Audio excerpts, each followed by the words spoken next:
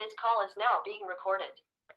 Good evening everyone. तो जैसा कि आप सभी को पता है कि हम यहाँ पर ऑनलाइन क्लासेस ले रहे हैं। किसकी? मैथ की। किस क्लास की? तो वो है बच्चों 9th क्लास की। तो जो भी कंसेप्ट आपके 9th के मैथ को समझने के लिए काम में आने वाले हैं वो कंसेप्ट हम यहाँ पर पढ़ते हैं और आगे भी जो है वो पढ़ते रहेंगे। तो अभी जो है आज हम थोड़ा एनसीईआरटी की जो बुक है उसमें जो आपके कंसेप्ट है 9th क्लास के उनको हम यहाँ पर सीखेंगे।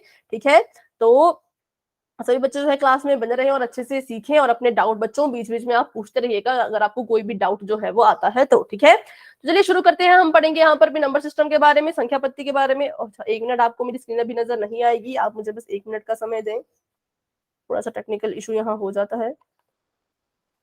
ठीक है, ठीक है, तो अभी आपको स्क्रीन नजर आ रही होगी, है ना।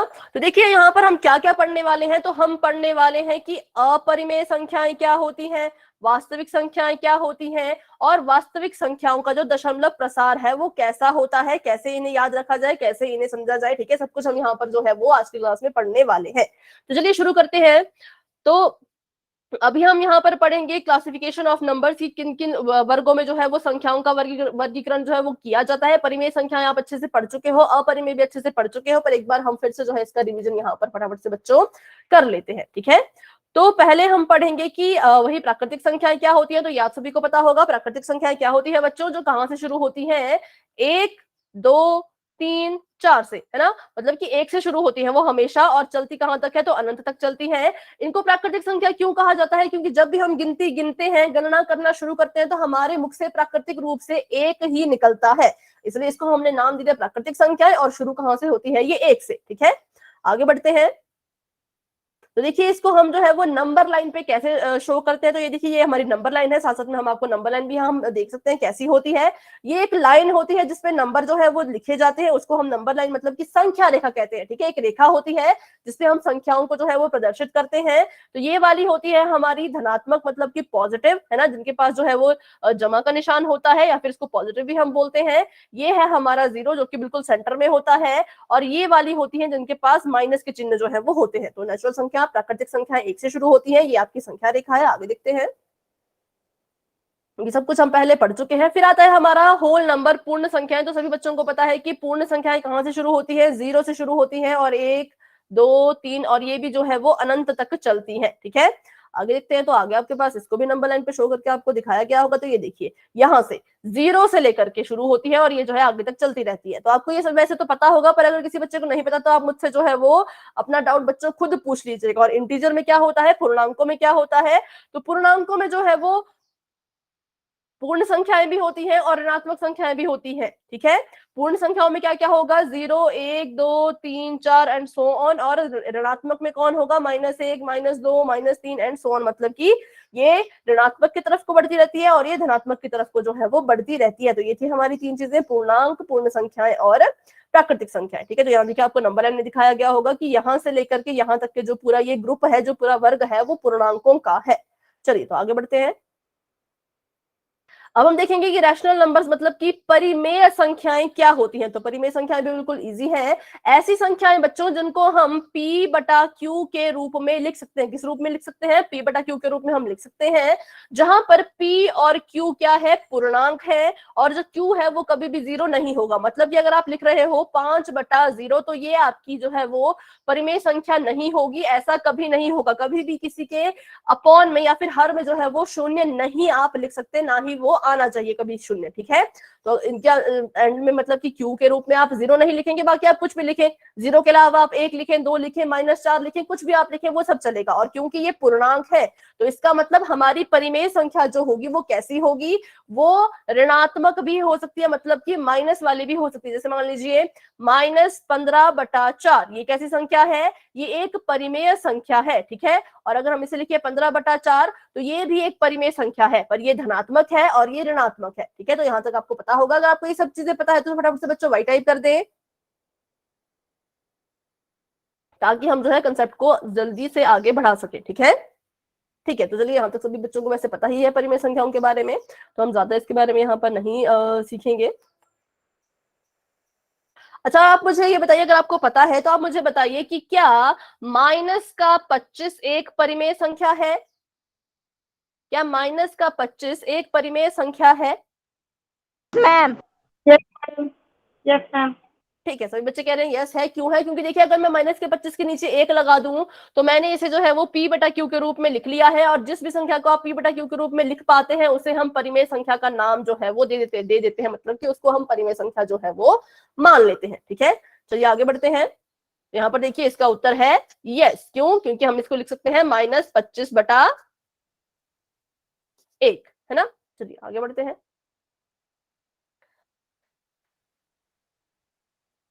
अब बताइए कि क्या आपको इनमें कोई समानता नजर आ रही है?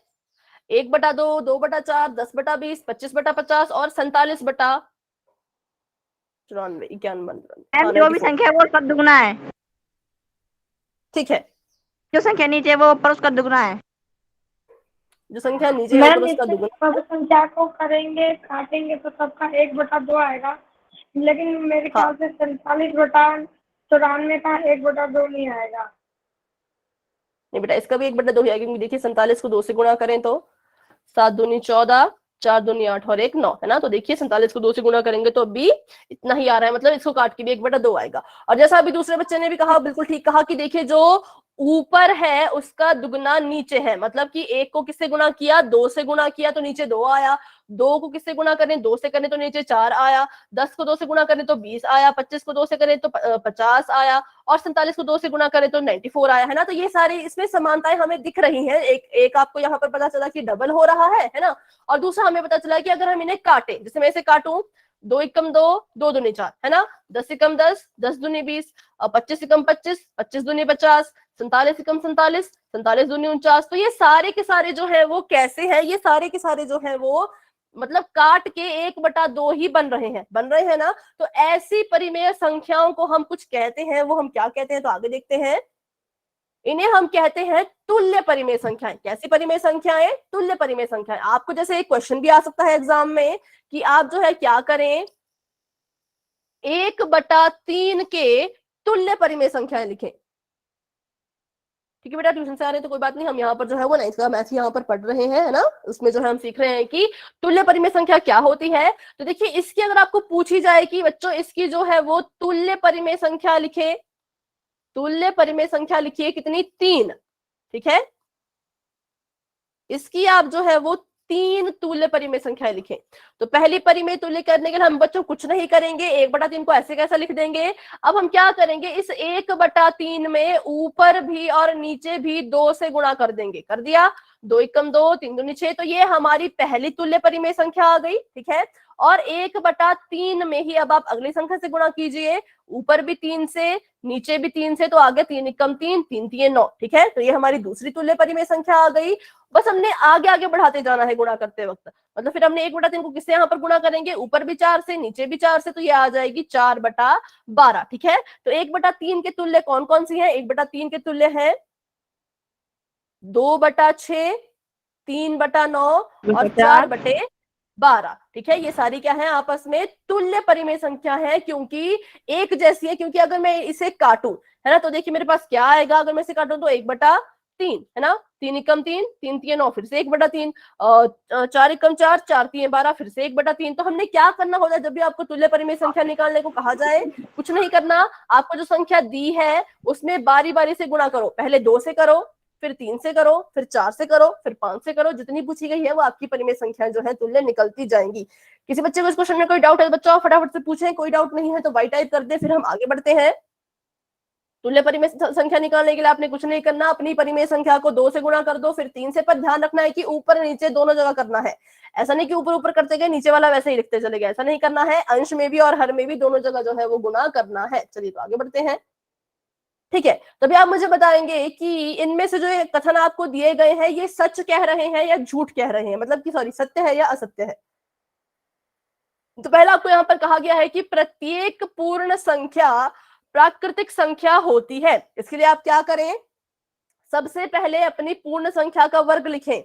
वर्ग मतलब कि इसके वर्ग में कौन कौन आते हैं? पूर्ण संख्या में आता है 0, 1, 2, 3 and so on. So on का मतलब कि इत्यादि, जो आगे तक बढ़ता जा रहा है। प्राकृतिक में आता है 1, 2, 3, 4 एंड सो मतलब कि ये भी अनंत तक जो है वो चलता जा रहा है।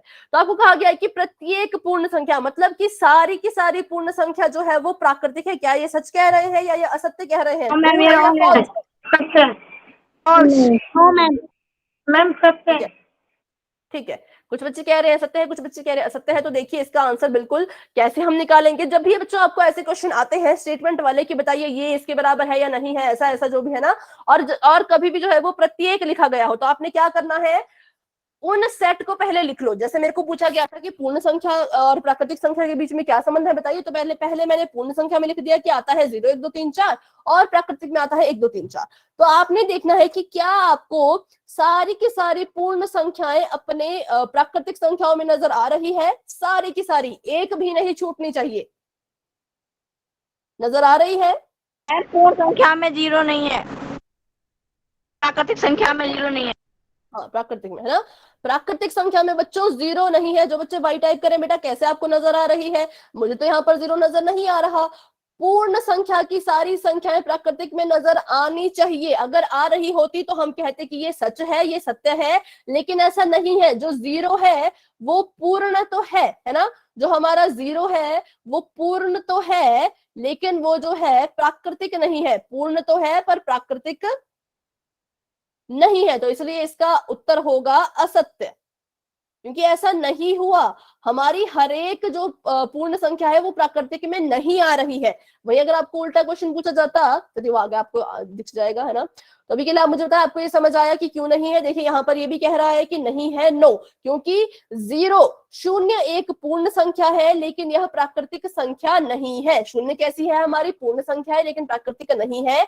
अगर अगर जो है यहाँ पर क्या होता, यहाँ पर शून्य भी आता, मान लीजिए ऐसा कुछ होता कि यहाँ पर शून्य भी शामिल होता, तो हम कहते कि हाँ सारी की सारी पूर्ण संख्याएं प्राकृतिक है, लेकिन शून्य तो यहाँ पर हमें नजर ही नहीं आ रहा। तो इसका मतलब कि ये नहीं होगा। तो अगर आपको ये समझ आ गया कि ये असत्य क्यों है तो बाई टाइप कर दे। नहीं समझ आता अभी कभी बच्चों मुझसे आप पूछें, क्योंकि आपको पेपर में ऐसे सवाल जो है वो देखने को मिलेंगे। अभी ना सही, बड़े होकर जब आप कॉम्पिटिटिव एग्जाम दोगे तो भी आपको ऐसे छोटे छोटे सवाल जो है वो देखने को मिल सकते हैं। तो इसे आपने कभी नहीं भूलना है, ठीक है? मैम एक बार फिर से बताना। ठीक है बेटा, जब भी आपको ऐसे क्वेश्चन आते हैं कि पूर्ण संख्या और प्राकृतिक संख्या ये एक दूसरे के बराबर है या नहीं, जैसे आपको यहाँ पर कहा गया है कि बेटा माइक ऑफ कर दें, माइक ऑफ कर दें। हाँ, आपको कहा गया है कि क्या प्रत्येक पूर्ण संख्या प्राकृतिक संख्या होती है, तो हम पहले पूर्ण संख्या का पूरा लिखेंगे कि पूर्ण संख्या कहाँ से शुरू होती है। तो 0 1 2 3 एंड सो ऑन, ठीक है। और प्राकृतिक संख्या कहाँ से शुरू होती है? 1 2 3 एंड सो ऑन, ठीक है। तो अगर देखिए आपके जो पूर्ण संख्या में जो नंबर आ रहे हैं, जो संख्याएं आ रही हैं, अगर वो सारी की सारी आपकी प्राकृतिक संख्या में आती तो हम कहते कि ये सत्य है, कि ऐसा है ना। लेकिन आप यहाँ अगर ध्यान से देखें तो आपको जो है वो एक नंबर है, एक संख्या है जो आपको पूर्ण में तो नजर आ रहा है लेकिन प्राकृतिक में आपको वो नजर नहीं आ रहा होगा, वो है हमारा 0। 0 जो है वो पूर्ण है पर प्राकृतिक नहीं है। तो इसका मतलब ये जो हमारी स्टेटमेंट है ये असत्य है। कैसी हो गई? ये असत्य हो गई, क्योंकि हर एक जो है वो पूर्ण संख्या प्राकृतिक नहीं होती है। यहाँ पर लिखा है प्रत्येक, तो ऐसा नहीं होता, ठीक है। तो अभी आपको समझ आया क्यों ये असत्य है? Yes ma'am. ठीक है, तो आगे बढ़ते हैं। यहाँ पर भी देखिए नो लिखा गया है। आगे देखते हैं अगला क्वेश्चन। हाँ, अब आपको यहाँ पर पूछा गया है कि क्या प्रत्येक पूर्णांक एक परिमेय संख्या होती है। तो पहले आप पूर्णांक लिखिए कि पूर्णांक कैसे होते हैं और परिमेय संख्याएं कैसी होती है, वैसा आप पहले लिखें।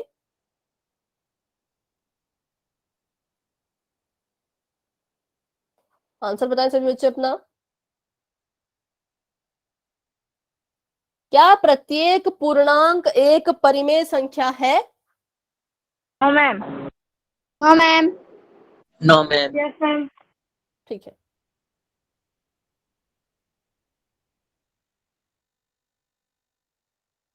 मैम होती है पूर्णांक, परिमेय संख्या पूर्णांक होती है। नहीं बेटा, पूर्णांक, जो पूर्णांक है क्या वो परिमेय संख्या है, ऐसा पूछा गया है। नो मैम जी। ठीक है, चलिए देखते हैं। तो अभी हमने देखा कि हमारे जो पूर्णांक थे, पूर्णांक में जो है वो माइनस का चीजें आती है, जीरो आता है और पॉजिटिव चीजें आती हैं, ठीक है। और वहीं अगर हमने देखी अपनी परिमेय संख्याएं, तो परिमेय संख्या में क्या आता है, परिमेय संख्या में वही संख्याएं आती हैं जो p बटा q के रूप में हो, है ना, वही संख्याएं आती हैं जो p बटा q के रूप में हो। तो अगर मैं आपसे एक सवाल पूछूं कि क्या आप -2 को परिमेय नहीं बना सकते?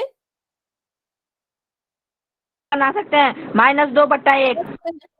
2/1, ठीक है। तो देखिए ये कैसी बन गई, ये p बटा q के रूप में आ गया, और ये कैसी बन गई, ये बन गई परिमेय, है ना। जबकि मैंने ये -2 लिया कहां से, लिया तो मैंने ये पूर्णांक से था, लेकिन ये बन क्या गया, ये बन गया परिमेय। तो इसका मतलब अगर -2 परिमेय बन सकता है, तो क्या बाकी के पूर्णांक परिमेय नहीं बन सकते, या बन सकते हैं? बन सकते हैं। बन सकते हैं, वेरी गुड। अगर मैं सभी पूर्णांकों के नीचे बटा एक लगाती चली जाऊं, तो क्या वो परिमेय संख्याएं बन जाएंगी? मैम।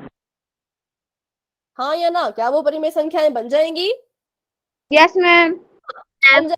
तो इसका मतलब हम ऐसा कह सकते हैं कि जितने भी पूर्णांक हैं वो परिमेय होंगे। ये कथन जो है बच्चों वो सत्य है, क्योंकि मैं अपने हर एक पूर्णांक के नीचे एक एक एक लगा के उसको परिमेय बना सकती हूँ।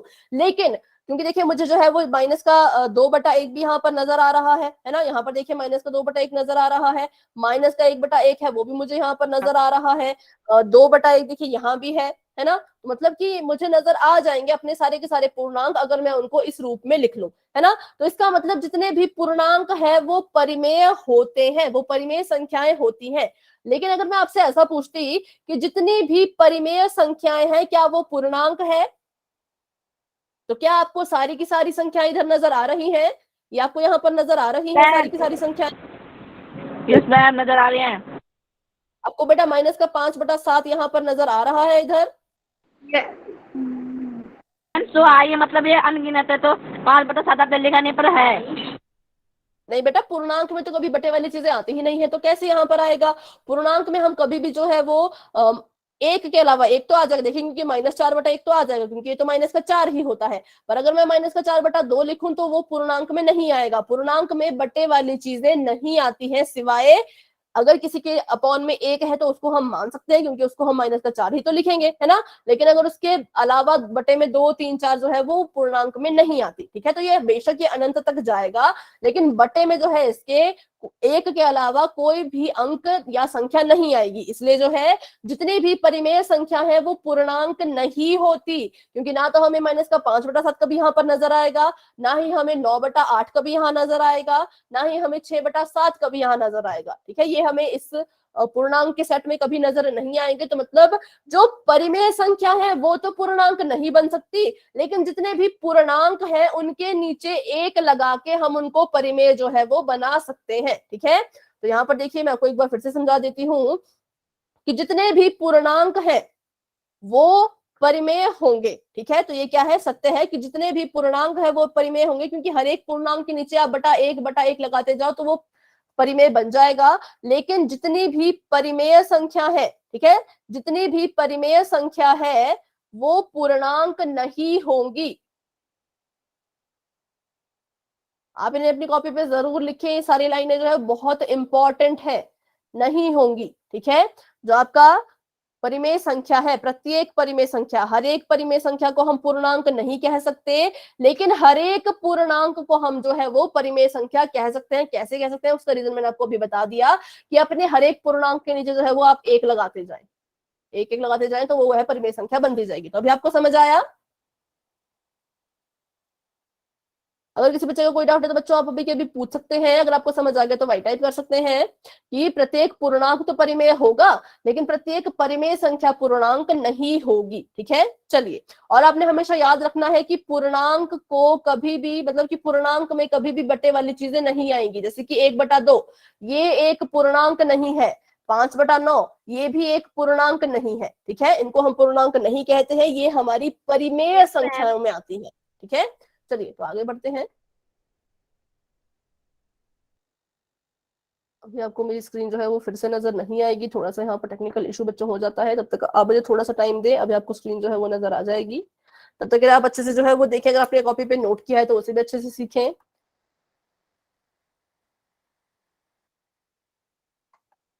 ठीक है।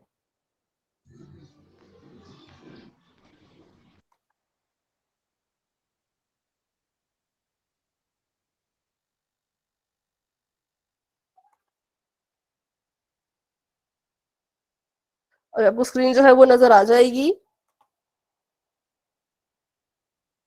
ठीक है, नहीं दिख तो ये था रही। हमारा क्वेश्चन। बेटा अब नजर आई? Yes screen ma'am. नजर आ रही है?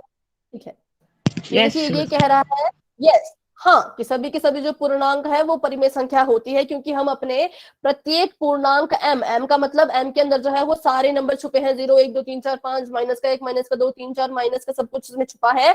उसके नीचे अगर हम 1 लगा दे तो हम उसको जो है वो परिमेय संख्या के रूप में लिख पाएंगे, इसलिए सभी पूर्णांक परिमेय होंगे। ठीक है, अब आप मुझे ये बताइए कि क्या प्रत्येक परिमेय संख्या एक पूर्णांक होगी?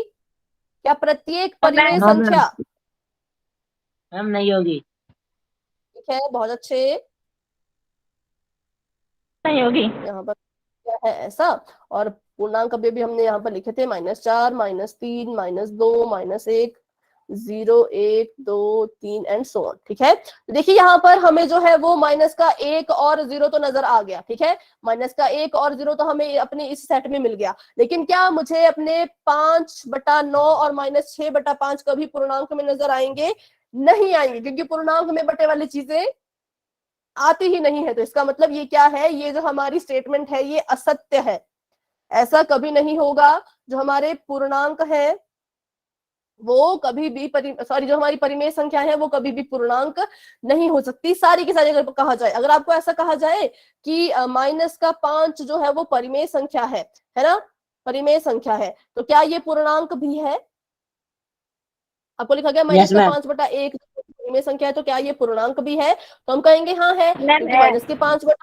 -5 लिख सकते हैं, है ना। लेकिन अगर आपको प्रत्येक पूछा जाए कि हर एक जितनी भी परिमेय संख्या है इस दुनिया में सारी की सारी वो पूर्णांक है, तो हम कहेंगे नहीं, ऐसा तो नहीं होता है ना। जल्दी आगे बढ़ते हैं। तो यहाँ पर भी कहा गया है कि नहीं, क्यों? क्योंकि इन्होंने उदाहरण लिया है कि 2/7 जो है वो एक परिमेय संख्या है, लेकिन वो एक पूर्णांक नहीं है। ठीक है, चलिए आगे देखते हैं। हाँ, तो अभी जो है आप, अभी हम परिमेय संख्या के बारे में पढ़ रहे हैं, तो आपको यहाँ पर एक और चीज बताई गई है कि किन्हीं भी दी गई दो परिमेय संख्याओं के बीच, ठीक है, अगर आपको दो परिमेय संख्याएं दी गई हैं और आपको पूछा गया है कि उनके बीच में कितनी परिमेय संख्या होगी, तो आप बोलोगे उनके बीच में अपरिमित रूप से अनेक परिमेय संख्याएं होती हैं। अपरिमित मतलब कि जो कभी भी खत्म ना हो, जो परिमित नहीं है, जो हमें नहीं पता कि कितनी हो। अपरिमित मतलब कि जिसको हम गिन भी नहीं सकते। ठीक है, तो इतनी सारी परिमेय संख्या जो है वो दो परिमेय संख्याओं के बीच में हो सकती है। इसे अभी हम प्रूव करते हैं कि कैसे ऐसे हमें पता लगा। ठीक है, तो अभी हम यहाँ पर देखेंगे अगला क्वेश्चन। आपको कहा गया है कि 1 और 2 के बीच में परिमेय संख्या ज्ञात कीजिए। जो 1 है और जो 2 है ये भी तो एक परिमेय संख्या है, हमने अभी अभी पढ़ा है ना। तो इसको हम लिख सकते हैं 1/1 p/q के रूप में, और इसको हम लिख सकते हैं 2/1 p/q के रूप में। मैंने इसे ऐसे लिख दिया। आपको कहा गया कि बताओ इनके बीच में कितनी परिमेय संख्या आएंगी, कितनी परिमेय संख्या है जो आप ज्ञात कर सकते हैं। तो हम ऐसा कभी नहीं कहेंगे कि इनके बीच में एक परिमेय संख्या है या 2 है या 10 है। ठीक है बेटा, जिनको मेरी आवाज नहीं आ रही वो प्लीज क्लास को लेफ्ट करके दोबारा से ज्वाइन हो जाएं। ठीक है, या 10 है, या हम नहीं कह सकते कि 20 है, क्योंकि इनके बीच में जो है वो अपरिमित मतलब कि इनफाइनाइट, जिनको हम गिन भी नहीं सकते, अनगिनत, इसको हम बोल सकते हैं अनगिनत, अनगिनत रूप से बहुत सारी परिमेय संख्याएं जो है वो इसके बीच में होंगी। अब आप सोच रहे होंगे ऐसा कैसे, ये तो 1 है ये तो 2 है, इनके बीच में कैसे इतनी सारी अपरिमित संख्याएं होंगी? तो चलिए इसको प्रूव करते हैं, है ना, देखते हैं आगे। तो इन्होंने यहाँ पर क्या किया, सबसे पहले इसको इन्होंने लिखा 1/1 और इसको लिखा इन्होंने 2/1। हमने इसको किसके रूप में लिखा? हमने इसको p/q के रूप में जो है वो लिख लिया है। अब यहाँ पर हमने क्या किया, इसके हरों को बराबर करने के लिए हमने किससे गुणा कर दिया? 10 से गुणा कर दिया। नीचे भी 10 से गुणा कर दिया और ऊपर भी 10 से गुणा कर दिया, तो ये बन गया 10/10, है ना। और यहाँ पर भी हमने इसको 10 से गुणा कर दिया और यहाँ पर भी हमने इसको 10 से गुणा कर दिया। ये हमने अपनी मर्जी से किया है, इसके लिए कोई रूल नहीं है। आप चाहे तो इसे 20 से गुणा कर दो, 30 से गुणा कर दो, 5 से गुणा कर दो, है ना। ये कोई यहाँ पर रूल नहीं है, ये हम अपनी मर्जी से गुणा कर सकते हैं। पर जब भी गुणा करें तो ध्यान रखें कि ऊपर नीचे एक ही नंबर से गुणा कर रहे हो। नीचे 10 है तो ऊपर भी 10 होना चाहिए। यहाँ पर आपने अपनी पहली संख्या को 10 से गुणा किया तो दूसरी को भी उतने से ही गुणा करें। ठीक है, यहाँ पर हमने इन दोनों को 10 से गुणा किया तो ये आ गया 10/10 और ये आ गया 20/10। अभी जब हम इसके बीच में संख्याएं देखते हैं तो हमें दिखेंगी 11/10, 12/10, 13/10, 14/10, है ना। ऐसे करते करते हमें जो है वो 19/10 तक यहाँ पर संख्याएं दिखाई देंगी। तो आप बोलोगे इनके बीच में तो सिर्फ 9 ही परिमेय संख्या है, लेकिन ऐसा नहीं होता। यहाँ पर 9 परिमेय संख्याएं क्यों आई? क्योंकि हमने इसे जो है वो 10 से गुणा किया था, ठीक है। इसलिए यहाँ पर अभी हमारे पास जो है वो 9 परिमेय संख्या आई। लेकिन अगर हम क्या करें, ये देखिए यहाँ पर 11 से लेकर के 19 तक आपको संख्याएं नजर आएंगी। आप बोलोगे इसके पास तो 1 2 3 14 4 मतलब कि 9 हुई। आप बोलोगे इनके बीच में तो सिर्फ 9 ही परिमेय संख्या है, लेकिन 9 परिमेय संख्याएं क्यों आई? क्योंकि हमने इसको 10 से गुणा किया। अगर हम इसे किससे गुणा कर दें, अगर हम इसे 100 से गुणा कर दें तो आप देखिए कितनी सारी परिमेय संख्या आएंगी। 1/10 बन गया 100/100 और 2/10 बन जाएगा 200/100। अब देखिए 100 से 200 के बीच में कितनी सारी परिमेय संख्या आएंगी, है ना। तो देखिए 101 से लेकर 99 परिमेय संख्या आ गई। तो अब आप बोलेंगे ये तो 99 ही है, अपरिमित तो अभी भी नहीं है। तो अगर मैं आपको बोलूं कि आप जो है इसको 10,000 से गुणा कर दो, ये बन जाएगा 10,000 और ये बन जाएगा 20,000। तो अब देखिए कितनी सारी परिमेय संख्याएं हैं जो इनके बीच में आ जाएंगी। तो इसलिए कभी भी फिक्स नहीं होता, कभी भी हमें नहीं पता होता कि इसके बीच में कितनी परिमेय संख्या आएंगी। जितनी आप निकालो, जितनी आप निकाल सकते हो उतनी परिमेय संख्या इनके बीच में निकलती जाएगी। इसलिए हम इसको कहते हैं कि 2 परिमेय संख्याओं के बीच में अपरिमित रूप से अनेक परिमेय संख्या होती है, ठीक है। तो आप कभी भी ऐसा नहीं कहोगे कि इनके बीच में 5 परिमेय संख्या है या 8 परिमेय संख्या है या 99 परिमेय संख्या है। आप कहोगे कि 2 परिमेय संख्याओं के बीच में अनगिनत या फिर अपरिमित रूप से अनेक परिमेय संख्याएं हम निकाल सकते हैं। जैसे हमारी गिनती अनगिनत है, वैसे ही 2 परिमेय संख्याओं के बीच के 2 परिमेय संख्याओं के बीच की परिमेय संख्याएं भी अनगिनत हैं। जितनी निकालना चाहो उतनी आप निकाल सकते हैं, ठीक है। चलिए आगे देखते हैं। हाँ, तो यहाँ पर देखिए अनंत परिमेय संख्याएं जो है वो इनके बीच में होंगी, ठीक है। तो यहाँ तक सभी को समझ आया? कोई भी आपसे पूछे अगर अभी कि 2 परिमेय संख्याओं के बीच में कितनी परिमेय संख्याएं होती हैं तो आप क्या कहोगे? कितनी होती है? अनंत। बेटा अपरिमेय नहीं, अपरिमेय तो कुछ और होता है, अपरिमेय नहीं, अनंत संख्या है। अनंत बोल सकते हो, है ना। अनंत जिसका कोई अंत नहीं है, अनंत या फिर अपरिमित, ठीक है। अपरिमेय तो कुछ और होता है, ये तो एक संख्या का प्रकार होता है। अपरिमेय तो बिल्कुल नहीं होती, ये सारी परिमेय है, ये सारी परिमेय है। अपरिमेय अगर आप बोलोगे तो आपका आंसर गलत हो जाएगा। अनंत या फिर अपरिमित, ठीक है। अगर आपको अपरिमित नहीं बोलना आप अनंत बोल सकते हो। आपको हिंदी भी नहीं बोलना, आप इंग्लिश में इनफाइनाइट बोल सकते हो, ठीक है। लेकिन आपको हिंदी में पता होना चाहिए अनंत और अपरिमित, क्योंकि आपको जो है वो क्वेश्चन पेपर हिंदी में भी आएगा, है ना। चलिए तो आगे बढ़ते हैं। अभी आपको वहां पर क्वेश्चन दिया गया है कि 3/5 और 4/5 के बीच में 5 परिमेय संख्याएं ज्ञात कीजिए। आपने ये क्वेश्चन अपनी बुक में जो है अपने सिलेबस में अपने क्वेश्चंस में किया होगा। तो आपको जिस तरह से कराया गया आप उस तरह से भी कर सकते हो, या अगर आप मेरे वाले तरीके से करना चाहते हो आप मेरे वाले तरीके से भी कर सकते हो, या फिर क्या पता हमारा तरीका सेम हो, है ना, ऐसा भी हो सकता है। चलिए देखते हैं इसको हम कैसे सॉल्व करेंगे। तो सबसे पहले तो बच्चों आपने एक चीज का हमेशा ध्यान रखना है कि जब भी आपको किसी के बीच परिमेय संख्या निकालने के लिए कहा जाए तो उनके हर जो है वो समान होने चाहिए। क्या होने चाहिए? हर समान होने चाहिए। तो यहाँ पर देखिए इनके हर समान है, ये भी 5 है और ये भी 5 है ना। तो अभी हम क्या करेंगे, अभी हम अपना अगला जो है वो स्टेप करेंगे।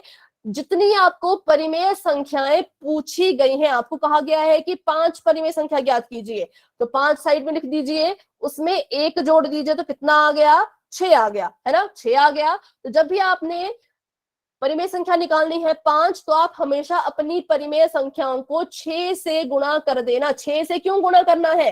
क्योंकि जितनी भी क्वेश्चन में पूछी जाती है उसमें हम जो है वो 1 जोड़ देते हैं और जो भी हमारा उत्तर आता है उससे हम जो है इसको और इसको गुणा कर देते हैं। फिर गुणा करके जो हमारा आंसर आएगा उसके बीच की संख्या हमारा उत्तर होगी, ठीक है। तो अभी के लिए आपने क्या याद रखना है, जितनी पूछी जाए उसमें 1 जोड़ दो और अपना आंसर निकाल लो, कितना? 6। अगर यहाँ पर आपसे पूछा गया होता है कि आप 6 परिमेय संख्या निकालिए, तो हम किससे गुणा करते? 6 पूछी गई है, 6 में कितना जोड़ेंगे? 7 जोड़ेंगे। हाँ, 7 से, 7 से। अगर हमें पूछा जाता है कि 11 परिमेय संख्या निकालिए, तो हम किससे गुणा करते? 12 से, है ना। सिंपल, बस आपने इतना याद रखना है, जितनी भी पूछी गई हो उसमें 1 जोड़ दीजिए और उससे गुणा कीजिए। अभी हमसे जो है वो 5 पूछी गई है, तो हम क्या करेंगे? 6 से गुणा करेंगे। 6 से गुणा करेंगे। 6 से हम गुणा क्यों करते हैं, हम बड़ी संख्या क्यों लेते हैं, क्योंकि अगर आप बड़ी संख्या लोगे तो ही आपको 5 मिल पाएगी, अगर आप छोटी संख्या लोगे तो आपको 5 से कम परिमेय संख्या मिल पाएंगी। इसलिए जितना पूछा है उससे एक ज्यादा ले लो, दो ज्यादा ले लो, जितना मर्जी ज्यादा ले लो, पर ना तो उसके बराबर कभी लेना है ना तो उससे कम कभी लेना है। आपने यहाँ पर 2 लेना है, आप 7 से गुणा करना चाहते हो 7 से कर दो, पर 5 या 5 से कम आप नहीं लोगे। ठीक है, चलिए यहाँ पे इसको सॉल्व करते हैं। तो 3 को भी हम गुणा कर देंगे 6 से और 5 को भी गुणा कर देंगे 6 से। ठीक है, पहली परिमेय संख्या को गुणा कर दिया अंश में भी हर में भी, और दूसरी वाली को भी गुणा कर देंगे 6 से, अंश में भी और हर में भी। ठीक है, अब इसको गुणा करते हैं तो कितना आ गया, 6 तिये होता है 18 और 6 पंजे होता है 30, और यहाँ पर 6 चौक होता है 24 और 5 छिक्के भी होता है 30। ठीक है, तो अभी क्या करेंगे हम जो है इनके बीच की, हमें कहा गया है इनके बीच की परिमेय संख्याएं, तो हम इनके बीच की परिमेय संख्या लिखेंगे। जब हम बीच का लिखेंगे तो हम इसको और इसको, इन दोनों को जो है वो हम शामिल नहीं करेंगे। ठीक है, अपने उत्तर में हम इनको शामिल नहीं करेंगे। क्यों नहीं करेंगे, क्योंकि हमसे जो है वो बीच की परिमेय संख्या पूछी गई है, तो इनके बीच की निकालिए, इन दोनों को शामिल नहीं करना है। इतना सभी को समझ आया कि इन दोनों को शामिल जो है वो नहीं करना है। तो 18 के बाद क्या आता है, 18 के बाद आता है 19, और इसके बटे में 30 है तो यहाँ पर भी 19/30 ही आएगा, है ना।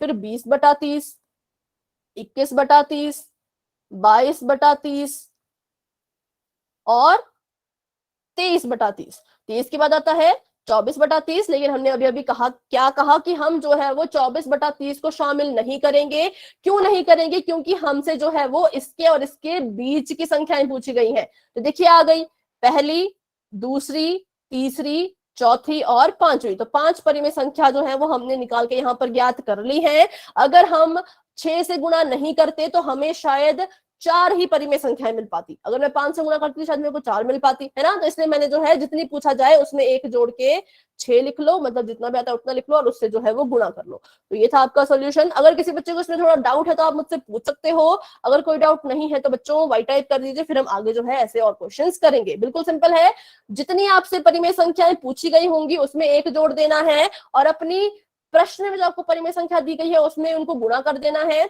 और गुणा करके जो भी आपका उत्तर आएगा उन दोनों को शामिल नहीं करना है, उनके बीच की संख्याएं लिखनी है।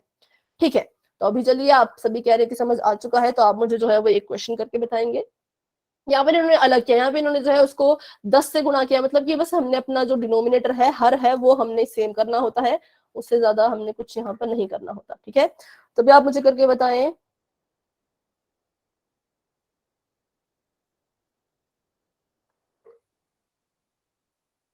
2/7 और 3/7 के बीच 4 परिमेय संख्या ज्ञात कीजिए। ये आपने अपनी कॉपी पे करना है, मैं अभी जो हूँ वो देखूंगी। ठीक है, कैमरा ऑन आपने फिर करना है और अपना जो है मुझे दिखाना है।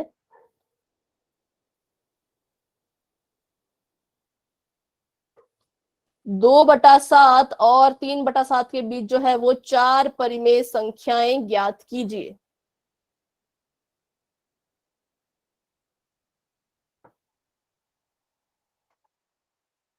कुछ बच्चे अभी ज्वाइन हो रहे हैं, बेटा इतना लेट आपने ज्वाइन नहीं होना है। आप कोशिश किया करें कि आप रोज जो है वो टाइम से ज्वाइन हो जाया करें।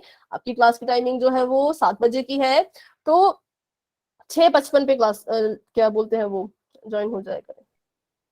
ठीक है, लाइव चली गई तो कोई बात नहीं। बाकी जिस बच्चे ने सॉल्व किया है इनके बीच जो है वो परिमेय संख्या ज्ञात कर ली है, वो जरूर अपना कैमरा ऑन करके अपना आंसर दिखाएं, ताकि मुझे पता लग सके कि आपको समझ आ रहा है ना।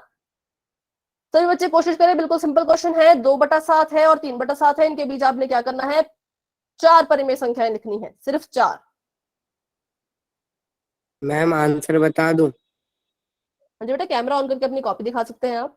अभी मैं मनोज कुमार जी के नाम से जो बच्चा ज्वाइन हुआ है उनकी नोटबुक देख रही हूँ। इसको 5 से गुना, ओके 5 दूनी 10, 5 तिये 15, 11 बना। ठीक है बेटा, ठीक है, वेरी गुड, आपका आंसर बिल्कुल ठीक है, बहुत अच्छे। मेरा भी देख लीजिए, हम आंसर बता दे, हमारे यहाँ लाइट नहीं है। हाँ बेटा, तब आप चैट बॉक्स में लिख लें। कपड़ा ले चल, मेरे कपड़ा ले चल, कपड़ा ले चल। ठीक है, जो अंकित जी के नाम से बच्चा ज्वाइन है बेटा, आपका आंसर भी ठीक है। बेटा किसी का माइक ऑन है? कविता रानी जी के नाम से जो बच्ची ज्वाइन हुई, आपका बेटा माइक ऑन है, माइक ऑफ करें।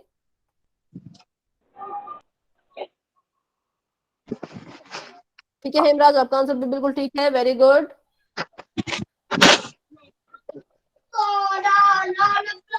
कविता देवी जी नाम से बच्चा ज्वाइन हुए, बेटा अपना माइक ऑफ करें। कविता रानी जी के नाम से जो बच्ची ज्वाइन हुई, आपका माइक ऑन है, आपकी जो है वो आवाज आ रही है यहाँ पर।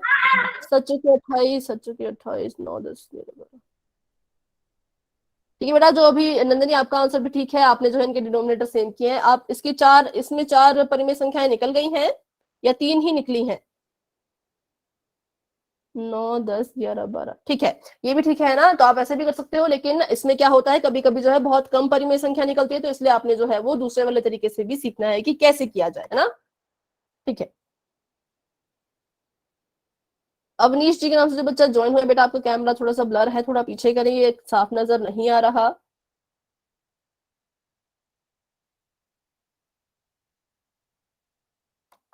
ठीक है, आपका आंसर बिल्कुल ठीक है, जो अवनीश जी के नाम से ज्वाइन हुआ है बच्चा।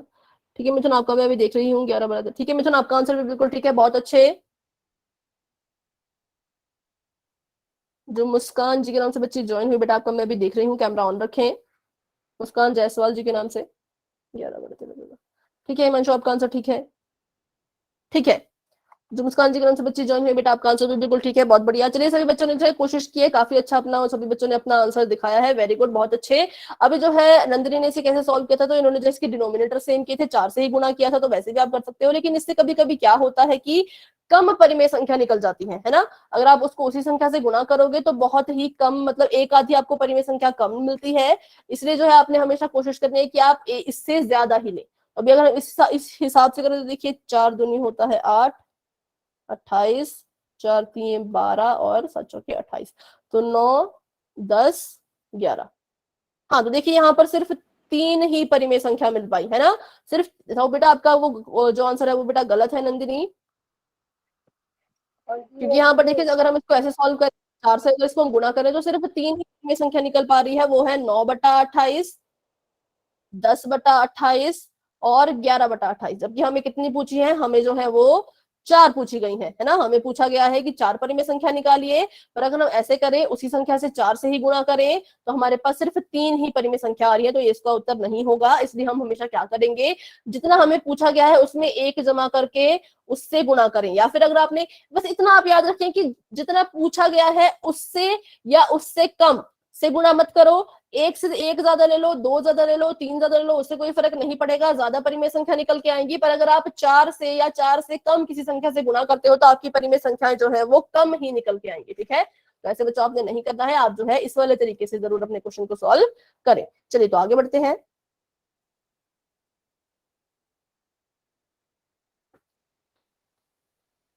अभी हम पढ़ेंगे इररेशनल नंबर के बारे में, जिसे हम कहते हैं अपरिमेय संख्या। अभी तक हमने परिमेय संख्या के बारे में पढ़ा, अब हम पढ़ेंगे कि अपरिमेय संख्याएं क्या होती हैं, कैसी दिखती हैं, कैसे हम पता करें कि कौन अपरिमेय है, कौन अपरिमेय नहीं है। तो देखिए यहाँ पर एक अपरिमेय संख्या ऐसी संख्या होती है जिसे हम p/q के रूप में नहीं लिख सकते। p/q के रूप में हम इसे जो है वो नहीं लिख सकते। ठीक है, जिसको हम p/q के रूप में लिख सकते हो वो तो परिमेय हो गई। अगर हमने जो है किसी संख्या को p/q के रूप में लिख लिया तो वो तो परिमेय हो जाएगी, लेकिन जिसे हम नहीं लिख पाएंगे वो हमारी अपरिमेय संख्या कहलाएगी। जैसे आपको उदाहरण यहाँ पर दिए गए हैं, तो पहला है वर्गमूल 3, दूसरा है वर्गमूल 11, तीसरा है पाई और चौथा है 0.10111110। ठीक है, तो ये भी आपकी जो है वो परिमेय संख्या नहीं है। अभी यहाँ पर कुछ बच्चे बोलेंगे कि पाई जो है वो अपरिमेय कैसे आया, जबकि पाई की वैल्यू जो होती है वो तो 22/7 होती है ना। आप सभी के मन में ये क्वेश्चन आया होगा, है ना, कि पाई की वैल्यू तो हम कहते हैं 22/7 है, तो इसको तो हमने p/q के रूप में लिख लिया है, तो आप कैसे कह सकते हो कि ये अपरिमेय है। तो बच्चों, ये जो 22/7 हम पाई की वैल्यू लेते हैं, पाई का मान जब हम ये 22/7 लेते हैं, ये इसका एग्जैक्ट वैल्यू या फिर एग्जैक्ट मान नहीं है, ये हम बस मान के चलते हैं। हम ऐसा मान के चलते हैं कि जो हमारी पाई की वैल्यू है वो 22/7 है, वो 3.14 है, लेकिन ऐसा नहीं है। अगर हम पाई की असली वैल्यू की बात करें तो पाई की असली वैल्यू जो है वो इतनी बड़ी है कि उसे हम भाग देते जाएं तो वो कभी खत्म ही नहीं होगा। आपने पढ़ा होगा 7 दशमलव है ना, तो पाई की जो एग्जैक्ट वैल्यू है वो अशांत है, और उसमें जो आपका भागफल है वो भी खुद को रिपीट नहीं करता है। ठीक है, तो इसलिए जो है वो पाई को 22/7 हम मानते हैं, लेकिन पाई अगर आपसे पूछा जाए कैसी संख्या है तो आप क्या कहेंगे, पाई एक अपरिमेय संख्या है। अगर आपको ये चीज समझ आ गई तो बच्चों वाई टाइप कर दें। वो थोड़ा सा भी डाउट है तो आप मुझसे पूछे। 22/7 जो है वो पाई की एग्जैक्ट वैल्यू नहीं होती, हम बस इसे मान के चलते हैं। हम मान के चलते हैं कि पाई की वैल्यू जो है वो 22/7 के बराबर है। लेकिन अगर नेट पे आप सर्च करें पाई की, लिखे आपकी पाई की एग्जैक्ट वैल्यू, तो आपको 22/7 या फिर 3.14 नहीं लिखा होगा, बहुत ही बड़ी सी वैल्यू आपको जो है वो लिखी गई होगी। ठीक है, चलिए, तो यही होता है हमारा इरेशनल नंबर, परिमेय संख्या, जिसको हम पी बीटा क्यू के रूप में नहीं लिख सकते। तो देखते हैं इसके और उदाहरण। तो ये बार बार यहाँ पर टेक्निकल इशू हो रहा है, इसलिए आपको जो है वो स्क्रीन नजर नहीं आ रही है। ठीक, 1 मिनट का मुझे समय दें।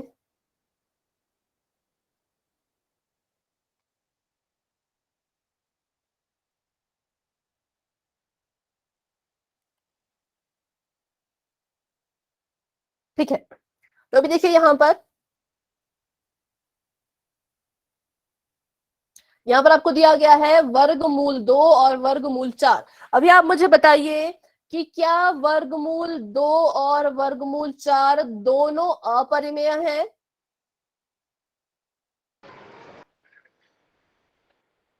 क्या दोनों संख्याएं अपरिमेय हैं?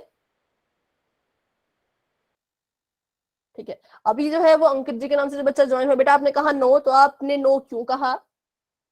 आपको ऐसा क्यों लगता है कि दोनों अपरिमेय नहीं है?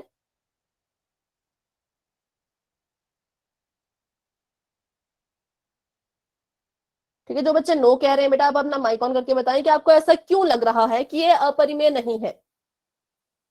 मैम 4 को ना मतलब बाहर निकाल सकते हैं वर्गमूल से। वेरी गुड, बहुत अच्छे, आपका जवाब बिल्कुल सही है, क्योंकि हम जो है वो 4 को इस वर्गमूल से बाहर निकाल सकते हैं, और जब हमने किसी संख्या को उसके वर्गमूल से बाहर निकाल दिया तो वो अपरिमेय नहीं रहती, वो परिमेय बन जाती है। ठीक है, तो यही कंसेप्ट हम यहाँ पर देखेंगे, क्योंकि काफी बच्चों ने कहा कि ये अपरिमेय है, तो ऐसा नहीं है बच्चों। देखो क्या होता है, हम क्या करेंगे, पहले तो हम यहाँ पर देखेंगे कि माइनस जो ये 2 है ये पूर्ण वर्ग नहीं है, और 4 जो है ये पूर्ण वर्ग है। अब ये पूर्ण वर्ग क्या होता है, तो जब भी आपको ऐसा कुछ वर्गमूल देखने को मिले, वर्गमूल 2 या फिर वर्गमूल 4 आपको देखने को मिले, तो इसका सीधा सा मतलब ये होता है कि ऐसी कोई संख्या ढूंढो जिसको उसी से गुणा करने पर या तो 2 आए या तो 4 आए, मतलब दोनों का अलग अलग केस है। अगर आपको ऐसी संख्या ढूंढनी है जिसको उसी से गुणा करने पर 2 आना चाहिए, तो क्या कोई ऐसी संख्या है जिसको मैं उसी से गुणा करूं और मुझे 2 मिले? चलिए देखते हैं, संख्याएं शुरू करते हैं। कहां से संख्याएं हमारी शुरू होती है, तो शुरू होती है 1 से। 1 मैंने यहां लिया, अगर मैं 1 का वर्ग निकालती हूं तो मुझे 1 को 1 से ही गुणा करना होगा, और 1 एकम तो 1 होता है ना। और अगर मैं यहाँ पर 2 लेती हूँ तो 2 को मैंने यहाँ पर 2 लिया, तो 2 को मुझे 2 से ही गुणा करना पड़ेगा, तो यहाँ पर आता है 4, तो मतलब 2 दूनी 4। उसके बाद अगर मैं यहाँ पर 3 लिखूं तो 3 को मुझे 3 से ही गुणा करना पड़ेगा, जो कि आएगा 3 3 9। ठीक है, तो देखिए 1 और 4 के बीच में जितनी भी संख्या बची, 2 बची और 3 बची, तो मतलब 2 और 3 जो है वो इनके लिए ऐसी कोई संख्या बनी ही नहीं है जिसको हम उसी से गुणा करें तो हमें 2 या 3 मिले। ठीक है, 4 के लिए बनी है 2 है, 9 के लिए भी बनी है वो 3 है ना। और अगर 4 और 9 के बीच हम संख्या देखें तो 5 6 7 8, तो मतलब इन संख्याओं के लिए भी कोई ऐसी संख्या नहीं बनी है जिसको हम उसी से गुणा करें तो हमें 5 मिले या 6 मिले या 7 मिले या 8 मिले। बेटा पुनीत आप बार बार ऐसे ना लिखें, ऐसा करने से जो है वो स्क्रीन ब्लॉक हो जाती है, बच्चों को नहीं नजर आता कि स्क्रीन पे क्या लिखा जा रहा है। अगर आप ऐसा करेंगे तो मुझे बेटा आपको क्लास से रिमूव करना पड़ेगा, क्योंकि ये भी जो है वो एक डिस्टर्बेंस माना जाता है अगर आप चैट सेक्शन में अपनी बात को बार बार लिखें। ठीक है, अब 11 क्यों लिख रहे हैं बेटा? 11 तो नहीं है। 11 को अगर आप 11 से गुणा करेंगे तो देखिए 11 गुना 11 तो कितना आएगा, 11 गुना 11 तो 121 आ जाएगा। तो ऐसी कोई संख्या बनी ही नहीं है जिसको हम गुणा करें और हमें जो है वो। पुनीत मैं आपको आखिरी बार वार्निंग दे रही हूँ, अगर आप ऐसे ही चैट सेक्शन में लिखते रहेंगे तो मुझे आपको क्लास से रिमूव करना होगा। अगर आप ऐसे ही वाई वाई या फिर कुछ भी चैट बॉक्स में लगातार लिखते रहेंगे तो मुझे आपको क्लास से रिमूव करना होगा। ठीक है, तो आप प्लीज ऐसी हरकत जो है वो क्लास में ना करें, क्योंकि अगर आप क्लास से एक बार रिमूव कर दिया तो आपको क्लास में दोबारा से आने की परमिशन नहीं दी जाएगी।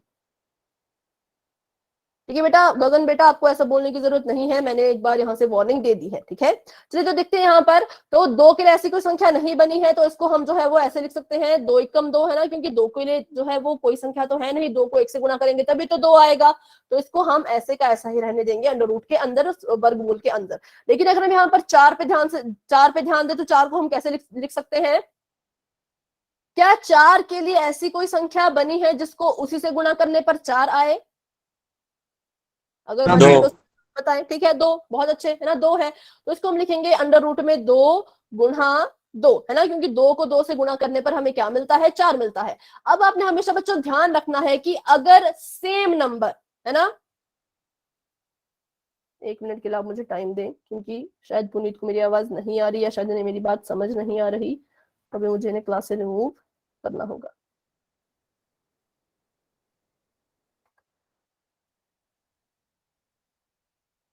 क्योंकि ऐसा करने से क्या होता है कि जो भी मैं यहाँ पर लिख रही हूँ वो आपको जो है बच्चों नहीं नजर आएगा।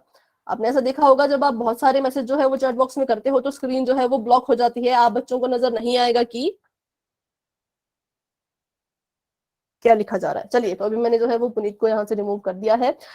तो यहाँ पर देखिए हमने क्या किया, इसको ऐसे लिखा तो 2 गुणा 2 होता है 4, तो मैंने इसे ऐसे लिख दिया है। अब हमने जो क्या करना है, अगर हम इसे इस वर्गमूल से बाहर जो है कोई संख्या कब निकलेगी, जब उसके साथ उसकी कोई जोड़ीदार होगा। देखिए यहाँ पर 2 है और 2 के पास उसका जोड़ीदार भी है, तो अगर जो है वर्गमूल के अंदर एक ही संख्या 2 बार आती है तो वो वर्गमूल से बाहर निकल सकती है, उसको हम एक बार लिख सकते हैं। अब आप पूछेगा ऐसा क्यों होता है, तो इसके पीछे भी जो है वो रीजन है। तो वो रीजन क्या है, देखिए, अगर हम क्या करते हैं, जब जो आपका वर्गमूल होता है, ये आपका वर्गमूल है, ठीक है, और ये देखिए 2 कितनी बार खुद से गुणा हो रहा है, तो 2 बार खुद से गुणा हो रहा है यहाँ पर, तो इसको लिख देंगे हम 2 का स्क्वायर, 2 का वर्ग।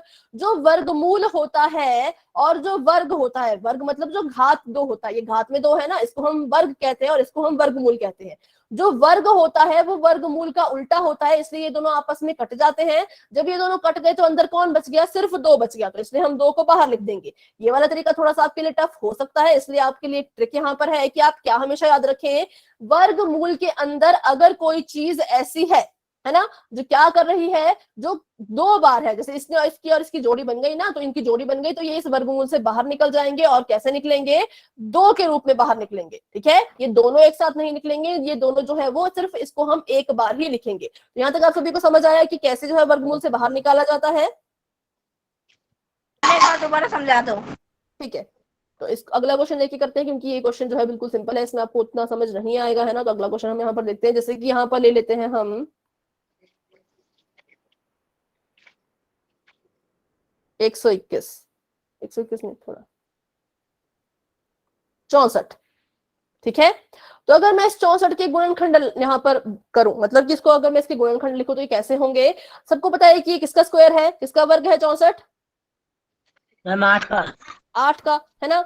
लेकिन मैं यहाँ पर इसको अभी 8 नहीं लिखूंगी, वैसे आप इसको जो है वो 8 गुणा 8 भी लिख सकते हो, लेकिन मैं इसे जो हूँ अभी छोटे छोटे टुकड़ों में इसको लिख देती हूँ, तब क्योंकि तब आपको अच्छे से समझ आएगा कि कैसे जो है वो वर्गमूल से बाहर निकाला जाता है। ये 64 है, 2 दूनी 4, 4 दूनी 8, एक 8 बन गया, है ना। दूसरा 8 भी लिखिए, 2 दूनी 4, 4 दूनी 8, गुणा कीजिए, 2 दूनी 4, 4 दूनी 8, 8 दूनी 16, 16 दूनी 32, 32 दूनी 64। तो देखिए ये भी 64 है, ये भी 64 है ना, दोनों जो है एक जैसे हैं। तो अब देखिए क्या होगा, इनके हमने देखने हैं कि क्या इनके जोड़े बन रहे हैं, तो देखिए बनाइए, हाँ बन रहे हैं। इसने जो है वो इसके साथ जोड़ा बना लिया, इसने जो है वो इसके साथ जोड़ा बना लिया, और इसने जो है वो इसके साथ जोड़ा बना लिया है ना। तो अब ये क्या कर सकते हैं, ये इस अंडर रूट से बाहर निकल सकते हैं, ये इस रूट से बाहर निकल सकते हैं, क्योंकि इनके जोड़े जो है वो बन चुके हैं। तो इन दोनों का एक जोड़ा था, 2 बार 2 था, तो ये दोनों ऐसे नहीं होंगे, ये 2 गुणा 2 बन के बाहर नहीं निकलेंगे। अब ये क्या बन के बाहर निकलेंगे? सिर्फ 2। सिर्फ क्या लिखा जाएगा यहाँ पर? इसका बनेगा सिर्फ 1 2, ठीक है। और अगले वाली जोड़ी का भी क्या बनेगा? सिर्फ 1 2, और इसका भी क्या बनेगा? सिर्फ 1 2। यहां तक सभी को समझ आया कि अगर जोड़ी बन जाती है तो वो जोड़ा जो है वो 2 के रूप में बाहर नहीं निकलेगा, वो 1 1 करके बाहर निकलेगा। ठीक है, जैसे यहाँ पर अगर होता 3 गुणा 3, तो यहाँ पर मैं क्या लिखती, यहाँ पे मैं क्या लिखती? कितनी बार? मैम एक बार। एक बार, क्योंकि 2 3 थे ना ऊपर, तो एक बार 3 यहाँ पर आता। ठीक है, लेकिन यहाँ पर अभी 3 नहीं है, यहाँ पर 2 है, तो इसलिए मैंने क्या किया, 2 जो है वो यहाँ पर लिखा गया है। ठीक है, तो अब देखिए इसको गुणा करते हैं, 2 दूनी 4, 4 दूनी 8, तो बाहर निकल के ये बन गया 8, है ना। और अगर हम यहाँ पर देखें तो यहाँ पर भी तो वही हो रहा है, इस 8 की जो है वो जोड़ी बन चुकी है ना, जोड़ी बन चुकी है, जोड़ी बन चुकी है, तो 8 बाहर निकल जाएगा, पर कितनी बार? सिर्फ 1 बार या 2 बार? कितने 8 हम यहाँ लिखेंगे? 2। नहीं बेटा, 2 2 की जोड़ी बनती है तो 2 2 की जोड़ी बनती है तो सिर्फ एक बार लिखा जाता है, ठीक है। यहाँ पर इसकी 2 2 की जोड़ी बन गई है, 3 नहीं बेटा, एक बार 8 हम यहाँ पर लिखेंगे, ठीक है। बस आपने इतना याद रखना कि अगर जोड़ी बन रही है, अगर 8 और 8 की जोड़ी बन रही है तो उसको एक बार बाहर लिख दो, सिर्फ एक बार, उससे ज्यादा बार नहीं, ठीक है। जैसे यहाँ पर बन रही थी तो इसका भी एक बार बाहर निकल गया, इसका भी एक और इसका भी एक, ठीक है। तो ऐसे जो है इनको वर्गमूल से बाहर निकाला जाता है। जितनी आप प्रैक्टिस करोगे उतना आपको जो है अच्छे से यहाँ पर समझ आएगा, ठीक है। तो अभी हम ऐसे क्वेश्चन और भी करेंगे, पहले हम जो है इसको पूरा कर लेते हैं कि यहाँ पर क्या कहा जा रहा है, ठीक है। बाकी इसका एक और क्वेश्चन हम जो है वो जरूर करेंगे। तो यहाँ देखिए, जब हमने क्या किया, जब हमने इस रूट को हटाने की कोशिश की तो हमें ऐसा कुछ भी नहीं मिल पाया, क्योंकि रूट ही नहीं हट पाया। अंडर रूट 2 जो है वो अंडर रूट 2 के रूप में ही बन के रहेगी, क्योंकि ऐसी कोई संख्या थी ही नहीं। लेकिन जब हमने इस 4 को सॉल्व करने की कोशिश की तो रूट का 4 जो है वो किसमें कन्वर्ट हो गया? 2 में कन्वर्ट हो गया। इसका जो है वो उत्तर कितना आया? 2 आया। और क्या 2 एक परिमेय संख्या है? क्या 2 एक परिमेय संख्या है?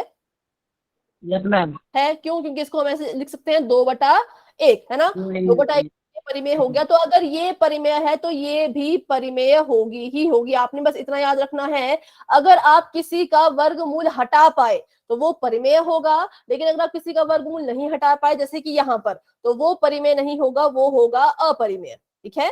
ये जो है आपने हमेशा याद रखना है। आपको कभी भी अगर वर्गमूल वाली कोई संख्या दी जाती है, आप कोशिश करें उसके वर्गमूल को हटाने की। अगर हटता है तो ठीक है, नहीं हटता है तो आप उसको अपरिमेय ही कहोगे। चलिए आगे देखते हैं क्या है इसमें, ठीक है। तो इसको हम देखिए p/q के रूप में नहीं लिख पाएंगे क्योंकि ये ऐसा है, लेकिन इसको हम p/q के रूप में लिख पाएंगे क्योंकि इसका उत्तर है 2, और 2 को लिख सकते हैं हम 2/1। अब आप बोलोगे तो इसको भी तो हम देखिए अंडर रूट 2/1 लिख सकते हैं, तो इसको हम परिमेय क्यों नहीं कहें? आप ऐसा भी तो पूछ सकते हो ना कि देखिए आपने कहा कि यहाँ हमने 2/1 लिखा, तो इसे भी अगर हम अंडर रूट 2/1 लिख लें तो क्या ही फर्क पड़ेगा? तो फर्क पड़ेगा। क्या फर्क पड़ेगा? आप में से कोई बच्चा बता सकता है कि अगर मैं अंडर रूट 2 को अंडर रूट 2/1 लिख भी लूं तो भी ये परिमेय नहीं होगा? क्यों नहीं होगा? अगर किसी बच्चे के मन में, कोई भी आपके मन में आंसर आ रहा है, आप बता सकते हो बेटा। क्योंकि मैम वर्गमूल तो पूर्ण संख्या नहीं है। ठीक है, आपने जो आंसर दिया वो लगभग लगभग ठीक था, लेकिन पूर्ण संख्या नहीं होगा। क्या होगा? पूर्णांक। पूर्णांक। वेरी गुड, क्योंकि जो अंडर रूट 2 है वो पूर्णांक नहीं है। और हम क्या कहते हैं कि p/q के रूप में लिखना है, और p/q दोनों कैसे होने चाहिए? दोनों ही जो है वो पूर्णांक की कैटेगरी में होने चाहिए। और सभी को पता है कि पूर्णांक की कैटेगरी में कभी भी वर्गमूल वाली संख्याएं जो है वो नहीं आती हैं। इसलिए अगर आप जो है इसके अपॉन में, इसके बटे में 1 लिख भी दो तब भी ये परिमेय नहीं होगा, तब भी ये अपरिमेय ही जो है वो रहेगा, ठीक है। तो बहुत अच्छे, बहुत अच्छा आपने जवाब दिया, वेरी गुड। चलिए, तभी आपको समझ आ गया यहाँ तक तो बच्चों? वाई टाइप कर दिया, नहीं समझ आया तो आप मुझसे फिर से पूछ सकते हो। बेटा सिर्फ एक बार, एक बच्चे का वाई मुझे एक ही बार दिखना चाहिए। किसी बच्चे का एक से ज्यादा दिखा तो फिर आपको मुझे क्लास से रिमूव करना होगा, ठीक है। क्योंकि ऐसा नहीं करना है, क्लास के रूल्स के जो है वो खिलाफ है। चलिए, तो इसलिए ये है हमारी अपरिमेय संख्या और ये है हमारी परिमेय संख्या। बाकी इनको कैसे सॉल्व करना है रूट को, ये हम बाद में कभी भी फिर से सीख लेंगे, है ना। अभी हम देखते हैं यहाँ पर दशमलव डेसिमल एक्सपेंशन एक आधा हम देख लेते हैं। थोड़ा सा टाइम बचा है, 4 मिनट हमारे पास है, तो क्योंकि आपके सिलेबस में ये आता है। तो देखिए यहाँ पर 1/7 है ना। तो सबसे पहले बच्चों आपको ये पता होना चाहिए कि 1/7 को कैसे लिखना है। 1/7 में जो है कौन किसको भाग देगा ये आपको पता होना चाहिए। तो कैसे पता करते हैं? आपको एक चीज हमेशा याद रखनी है, यहाँ पर मैं लिखती हूँ, आप इसे लिख लें, अगली क्लास में हमारे बहुत काम आने वाला है, ठीक है। ऐसे आप डब्बा बना ले अपनी कॉपी पे और लिख लें कि अंश हमेशा अंदर आएगा और हर हमेशा बाहर रहेगा, ठीक है। अंश हमेशा कहाँ आएगा? अंदर। और हर हमेशा कहाँ रहेगा? बाहर। तो अभी बताइए यहाँ पर क्या होगा? क्या यहाँ पर 1 जो है वो 7 से भाग होगा या 7 जो है वो 1 से भाग होगा? बताइए। पहला केस मैम ठीक पहला है, वाला। पहला सही है। ठीक है, पहला है ना ये वाला, ठीक है, ये वाला सही है। क्यों? क्योंकि अंश देखिए, अंश यहाँ पर अंदर है ना, और हर यहाँ पर जो है वो बाहर है। तो आपने हमेशा इस चीज को याद रखना है। आप चाहे तो इसे अपनी कॉपी पे लिख लो। आपका जब एग्जाम शुरू होगा आप तब भी चाहे इसे ऐसे लिख लें, ठीक है। आप हमेशा याद रखिए कि हर बाहर अंश अंदर, इसे आप चाहे अपने एग्जाम शुरू होने से पहले भी लिख लें, क्योंकि आपको ऐसे क्वेश्चन जो है वो जरूर आएंगे। फिर आप कंफ्यूज ना हो कि किसको किससे भाग देना है। तो यहाँ देखिए 7 से हम 1 को भाग देंगे, तो चलिए 7 को हम यहाँ पर भाग देने की कोशिश करते हैं। वैसे आपको ये क्वेश्चन करवाए होंगे, है ना, पर यहाँ पर हम फिर से करेंगे। तो ये 7 है और ये है 1। भाग देंगे तो एक एक तो भाग हो नहीं पाएगा, किसकी मदद हम लेंगे, हम यहाँ पर दशमलव की मदद लेंगे, यहाँ पर दशमलव लगा ले तो यहाँ भी दशमलव लगा लीजिए, है ना, लगा दिया, यहाँ पर आ गया 0, और सभी को पता है कि 7 एकम 7, 7 दूनी 14 होता है, तो 7 एकम 7 हम यहाँ लेंगे, माइनस कर दीजिए, तो ये आ गया यहाँ पर 3 क्रॉस, और 3 भी छोटा है अभी, तो एक और 0 ले लीजिए, है ना। ये सभी को आता है ना कि कैसे मैं यहाँ पर 0 ले रही हूँ, क्योंकि हम डेसिमल की ये पढ़ चुके हैं, हमने जो पिछली क्लास में ये अच्छे से पढ़ लिया है ना। यहाँ पर 0 आ गया, अब 7 चौके होता है 28, माइनस कर दीजिए, तो यहाँ पर आ गया 2 0, यहाँ पर देखिए तो 7 दूनी होता है 14, माइनस कर दें तो आ जाएगा यहाँ पर 6 और 0, और ये माइनस यहाँ पर 7, और 7 अट्ठे होता है 56, यहाँ पर आ जाएगा 4 क्रॉस, और एक और 0 ले लो, तो यहाँ पर कितना आ जाएगा 7 पंजे 35, 42, 7 पंजे 35, 35, माइनस कर दीजिए तो यहाँ आ गया 5, और यहाँ क्रॉस, और फिर से यहाँ पर एक 0 ले लो, तो 7 7 होता है 49, ठीक है, यहाँ पर आ जाएगा 1, है ना। तो अब देखिए यहाँ पर क्या हुआ, 1 आ गया, और हमने जो है अपना भाग भी कहां से शुरू किया था, हमने अपना भाग जो है वो 1 से ही शुरू किया था, है ना। यहाँ पर देखिए अंत में 1 आ चुका है, यहाँ पर देखिए 1 आ चुका है, और शुरू भी मैंने 1 से ही किया था, तो मतलब अब मुझे सब कुछ फिर से रिपीट करना पड़ेगा ना। अब मैं फिर से यहाँ पे एक अगर 0 लेती हूँ, तो ये फिर से कितना बन जाएगा, फिर से 10 बन जाएगा, वही 10 संख्या बन, दोबारा आती तो मुझे हाँ जी, है मैम, ये खत्म कोई नहीं कुछ कह होगा। रहा है। हाँ, ये खत्म नहीं होगा, ये जो है ऐसे रिपीट होता जाएगा, और देखिए यहाँ पर फिर से मुझे करना पड़ेगा 7 एकम 7, फिर से 7 आएगा, फिर से माइनस करूंगी तो 3 आएगा, फिर से मुझे 0 लेना पड़ेगा, 30 बन जाएगा, फिर से मुझे यहाँ करना पड़ेगा 7 चौके 28, फिर से 7 दूनी 14, ऐसे 7 8 56, 7 पंजे 35, है ना, 7 7 49, और 49 के बाद फिर से यहाँ पर 1 आएगा, तो मतलब एक तो ये खत्म नहीं हो रहा, एक तो इसका जो रिमाइंडर है, जो शेषफल है वो 0 ही नहीं आ रहा है ना, शेषफल जो है वो 0 नहीं आ रहा है, और दूसरी बात क्या है, इसका जो भागफल है उसने खुद को क्या कर दिया है, भागफल ने खुद को रिपीट करना शुरू कर दिया है, इसकी जो है वो पुनरावृत्ति हो रही है, रिपीट कर रहा है ये खुद को, ठीक है। तो ऐसे डेसिमल एक्सपेंशन को क्या बोलते हैं, ऐसे दशमलव प्रसार को क्या बोलते हैं, और कितने तरह के दशमलव प्रसार होते हैं, ये सब हम जो है अपनी अगली क्लास में पढ़ेंगे, ठीक है। तो आज की क्लास को हम यहीं तक रखते हैं, क्योंकि टाइम जो है वो हो चुका है। तो बच्चा आपको कोई भी डाउट है भी आज की क्लास का, तो आप क्लास में रुक के मुझसे पूछें, कोई डाउट नहीं है तो आप क्लास को जो है वो लेफ्ट कर सकते हो।